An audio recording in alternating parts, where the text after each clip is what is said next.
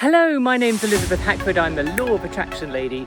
Today I wanted to talk about good karma and bad karma. And in particular, I wanted to talk about the story of Nick Leeson. Now, you may remember Nick Leeson was the rogue trader who brought down Barings Bank back in 1995, long time ago. Some of you may or may not have seen the movie with Ewan McGregor called Rogue Trader. But there's a very important part in his book on which the movie was based that a lot of people sort of overlook. And I think it's quite important. Now, just to recap, Nick Leeson was sent to Singapore in 1992 to open up a futures and options trading desk for Barings in Singapore. And he was mandated to recruit a team under him. And he went out and recruited about 6 up-and-coming students who were really keen to get into the world of finance. And he had this wonderful team he put together, and everything was going very well. And the markets were booming and everything was going great. One fateful Friday, one of his new recruits accidentally placed a trade, I think it was some futures on Fuji Bank, and she sold the futures instead of buying them, which cost the bank something near to £40,000-50,000, which in those days that would be worth about $100,000 today. Doesn't sound like a huge amount, but it was significant, and she would have got fired for losing that amount of money for the bank. Now, Nick Leeson really valued his staff, and he had recruited them, and he was kind of the mother hen, bringing them all up under his wing,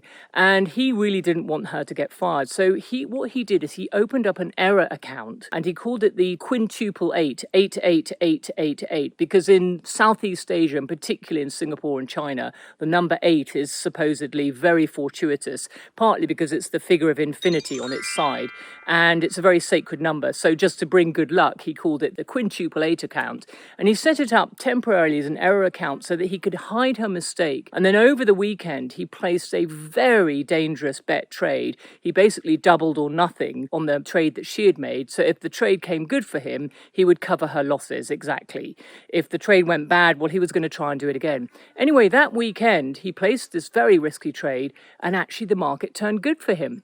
So he was able to write off her mistake in a twinkling of an eye.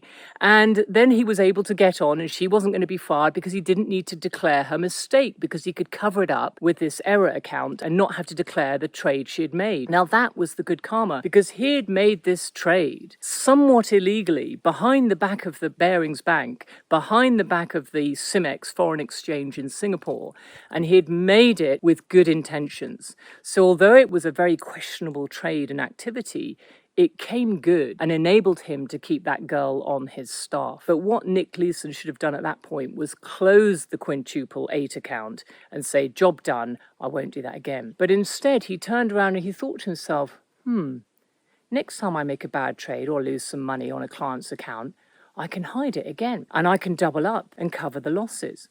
So what he started to do is he started to make very speculative trades because he knew he could cover them up. And he took on this process of doubling, which meant every time he made a trade, he tried to double his money. If he lost, he would place double amount on the next trade. If he lost, he'd place double amount on the next trade. And you can see that goes up exponentially.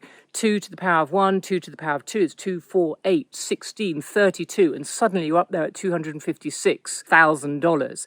And in actual fact, over the course of 3 years, Nick Leeson accumulated something like £800 million sterling in debt for Barings Bank. Now, on January 16th, 1995, he placed a straddle bet. Now, a straddle bet is when you take a bet on the market that it's not going to move much overnight. And he bet between the Singapore Exchange and the Tokyo Stock Exchange. And if the markets didn't change much, then he was going to double his money and cover the losses that he'd accumulated. So he placed this huge deal overnight on the 16th of January 1995 between the Tokyo Stock Exchange and the Singapore Stock Exchange, dependent on those markets not moving very much overnight. But on Thursday, January the 17th, that fateful morning, that was the morning of the Kobe earthquake in Japan, and it struck before the markets opened. And of course, the Tokyo Stock Exchange absolutely plummeted as soon as it opened.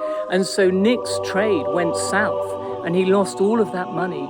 And basically, he just fled the country. He put a post-it letter on his desk saying, I'm sorry, and he tried to get back to England. In fact, he was arrested at Frankfurt Airport on his way back.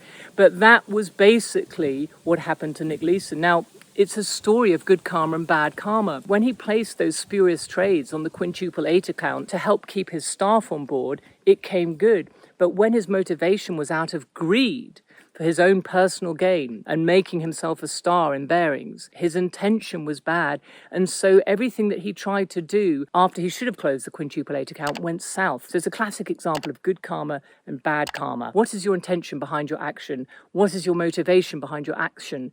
Because if it's a good intention, well, then the universe will support you. If it's a bad intention, you can't be certain that the universe is going to bless you.